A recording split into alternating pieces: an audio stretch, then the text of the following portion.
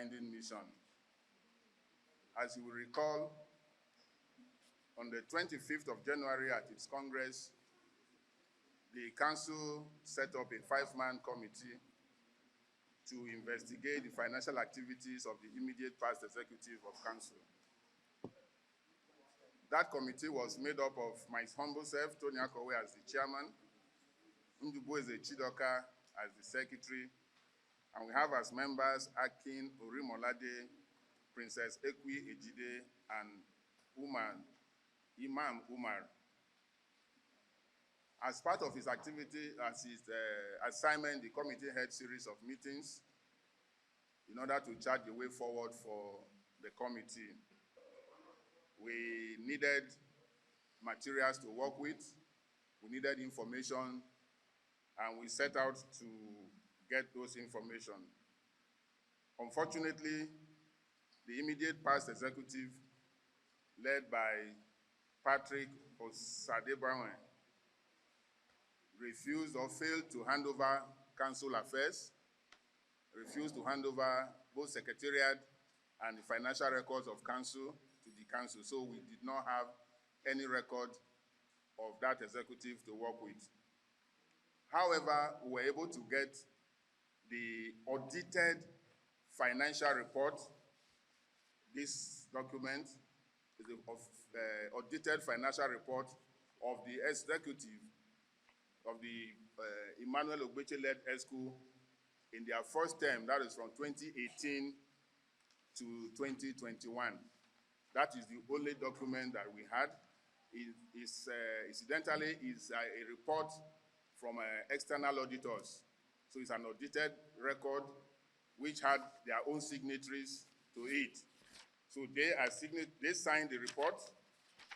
So we assume that since their signatories is on the document, as having accepted it and presented it at Congress then, that they admitted that it's an authentic document. This is their signatures on this audited financial record. So it's the only document from the ESCO from 2018 to 2024 that we had to work with.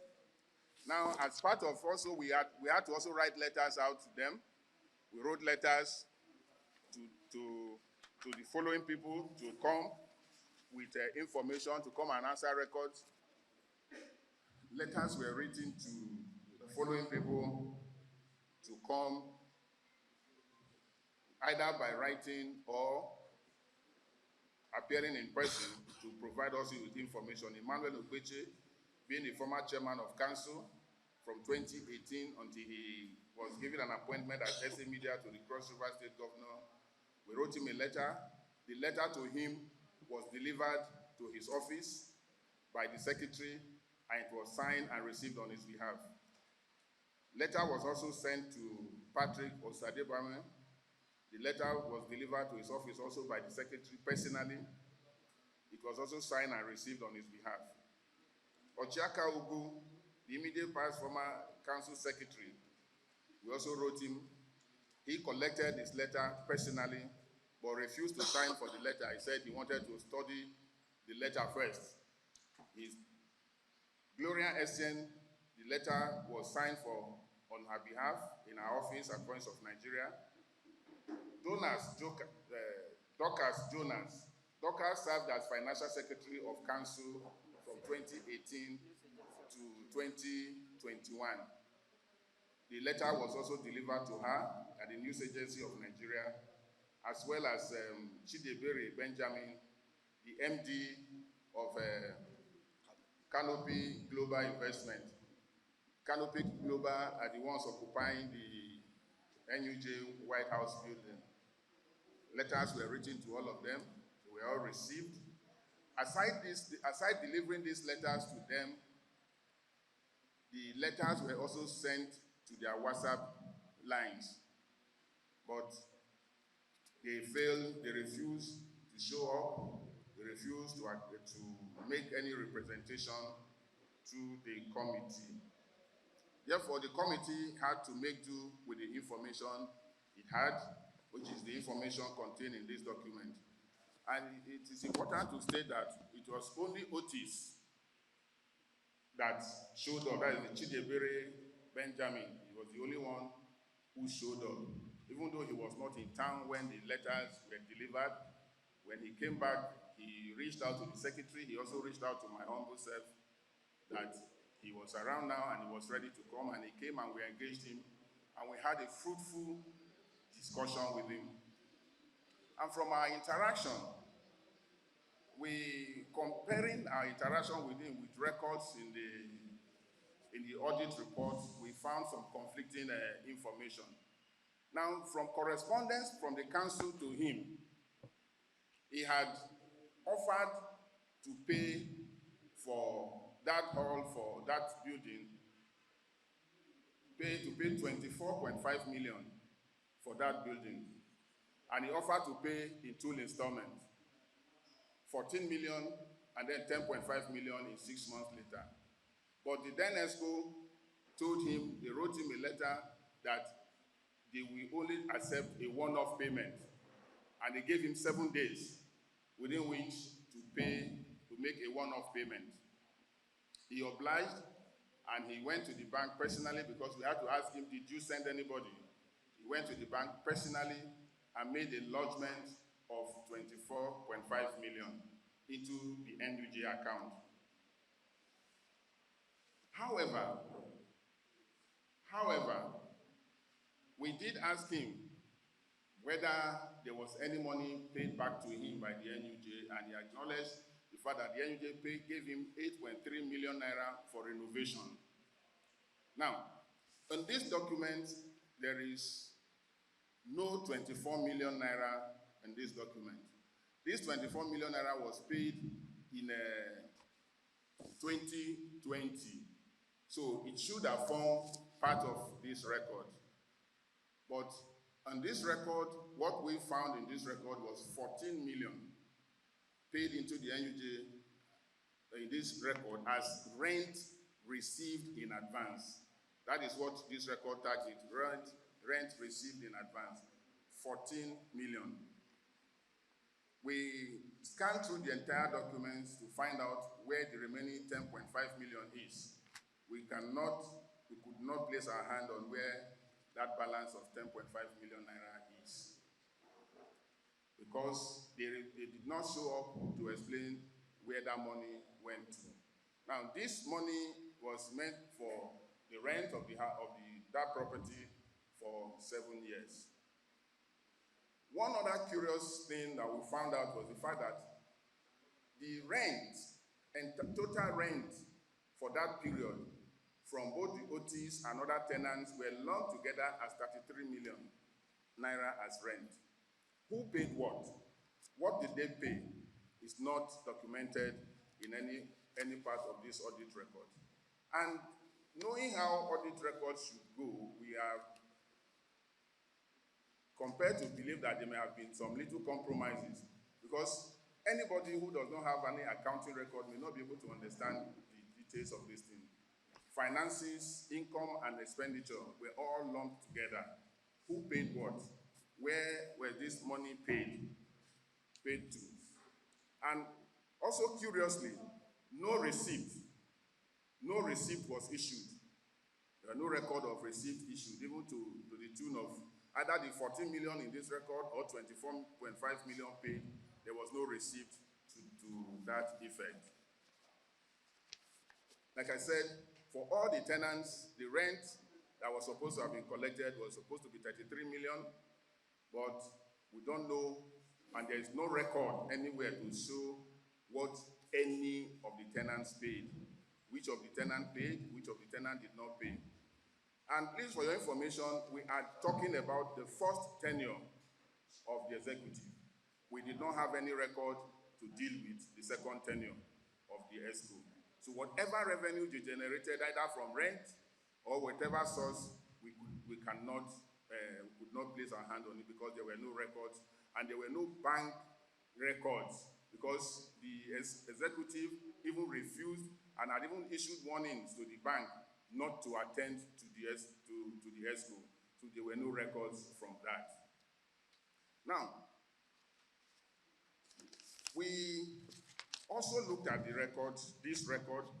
We found out that they said for the 3 years that staff remuneration, that is in terms of salary, was about 5.2 million naira as salaries to the staff for 3 years. And this was at a time when the highest paid staff of the NUJ was earning 25,000 naira. So, if you have 5 staff, assuming we have 5 staff at that time, and you pay each of them, all of them 25,000 across board, for 3 years they would have earned 4.5 million. But on our record, audited record, is that the staff were paid 5.2 million. So it is left for you to decipher where the balance should be. If the staff collected 5.2, and yet we have no record of how much they were actually paid. There are other discrepancies in the audited accounts which did not tally. For example, allowances, transport allowances were paid, accommodation were paid. For who? Who collected, who benefited from these allowances, for this transport allowance, to where, for what purpose? We admit that there are times where you send out officials go out on assignment, but which assignment did you go for, and what were these monies paid for? Monies meant also for secretariat. Nothing was itemized. You cannot place your hand on where these monies came from, and where actually these monies went for. There were no vouchers presented for you to be able to determine, yes, these monies were actually spent. So, we also discovered that this audited record also showed us 2 different account balance. It said in a UBA account that the union, as at 2021, 30th October 2021, the union had in naira 6 million naira. And in a dollar account, you can see here, dollar account. It's written here, $148,000. But curiously, when adding up these figures, the dollar component and the naira component were added together and to arrive at a total of 1,448,000. So if you had a dollar account that had $148,000 in it, you report that separately from the naira account. But the total money were lumped together, and the total given as 6,148,000 naira. 148,000 naira. So we are curious to know why would you lump dollar account when the exchange rate was not the same. It's not the same. It's not 1 naira to the dollar. And you're lumping them together at 6,148,000.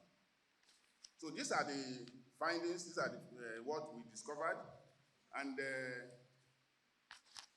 the fact that we could not place our hand on going back to the OTs, 10 million was not accounted for out of the 24 million, 24.5 million that were paid into the union account. 10.5 million could not be accounted for in this record. And since that money was paid within this tenure, within the first tenure, we expected that the audited account should have taken care of that 10.5 million. But the whereabouts of that money is not known. So in view of prevailing circumstance, we're also curious to find out that a property of this nature was leased out for 7 years at 3.5 million naira per annum in a location in Jabi, in Utako, that is in the heart of the city.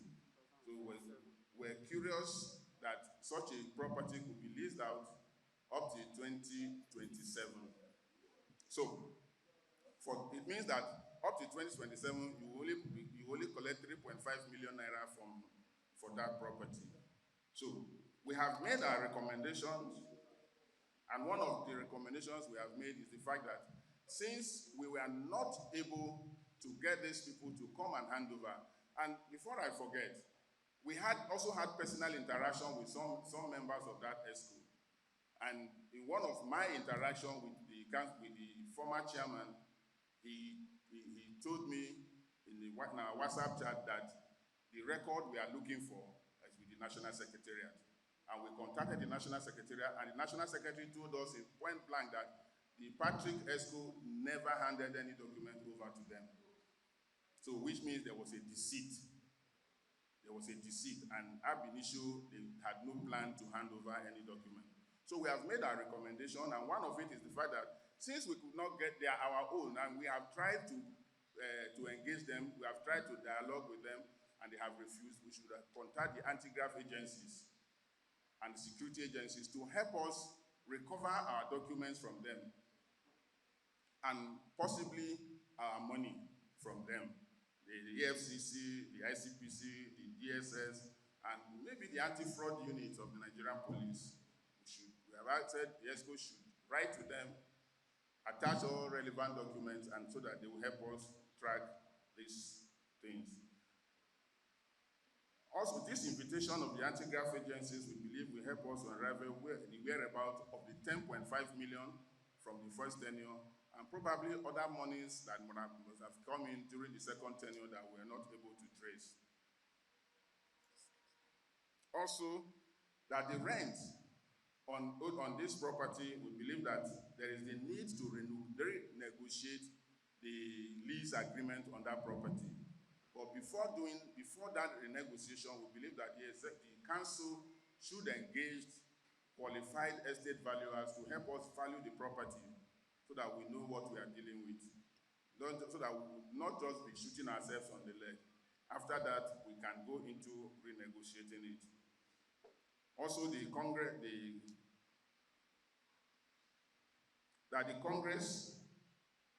should mandate the past executive alongside Oyekunle, who is the SA media, to the governor of Cross River State to hand off the union accounts, all the union accounts, both the dollar accounts and the naira account, because it was discovered that they were still signatories to that account even after they had left office.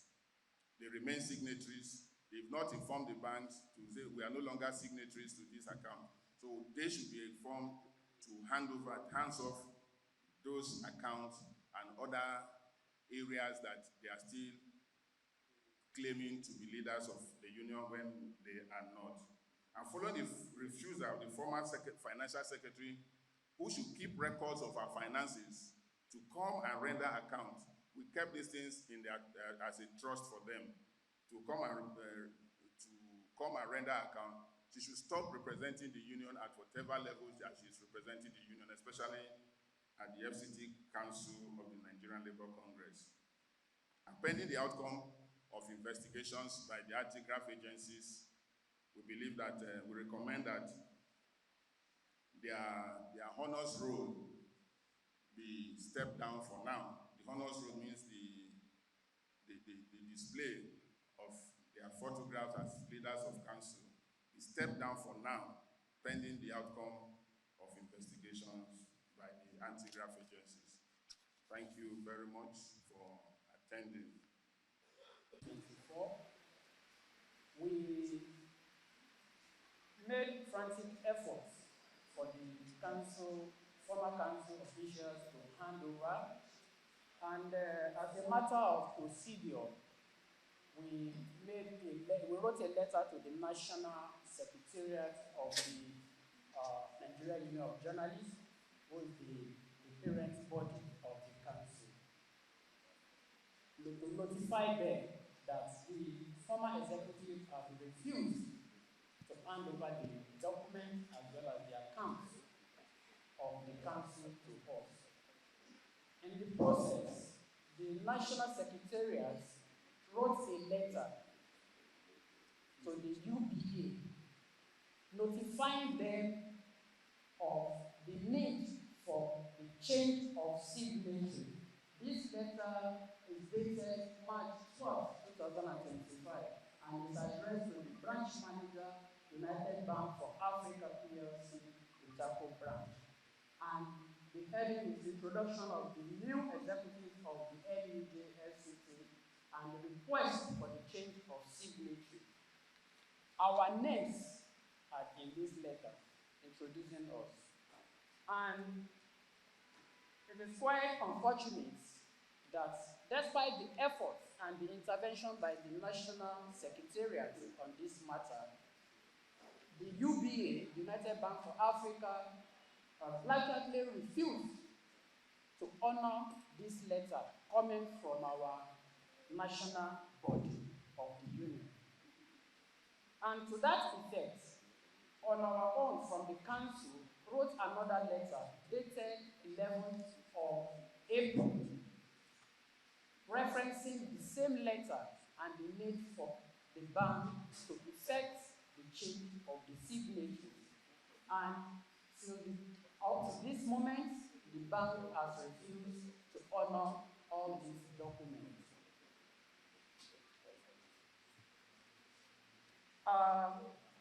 At the last Congress of the Council, which was held at the April 12, 2025, the Congress in session resolved and agreed on the following. The Nigerian Union of Journalists FCT Council, at the end of its April 12, 2025 Congress, unanimously resolved that the following people should stop the impersonation of the current executive of the NUJ-FCT Council forthwith, and as a matter of urgency and necessity, should hands off the signatures of the council to UBA bank account Naira account number 1022765326 and Naira account 10140575659 with the account name Nigeria Union of Journalists, and as well as dollar account number 300-294-1904. Immediately, they are as follows: Mr. Emmanuel Ogbeche, the Special Advisor to the Governor of Cross River State, Abuja, and Mr. Patch, an editor, Abuja Enquirer newspaper. He's also the editor of Abuja Enquirer newspaper. Then Mr. Patrick Osadebamo, the immediate past chairman of the council, who is also a staff of the Nigerian Tribune newspaper. And Mr. Uchiaka Ugu, the former secretary of the council, who is also a staff of the People's Daily newspaper. The Congress in session also resolved that NUJ-FCT Council does not recognize Mrs. Gloria Essien of the Voice of Nigeria as its representative ex officio at the Nigerian Labour Congress, FCT Council, and should stop the impersonation forthwith.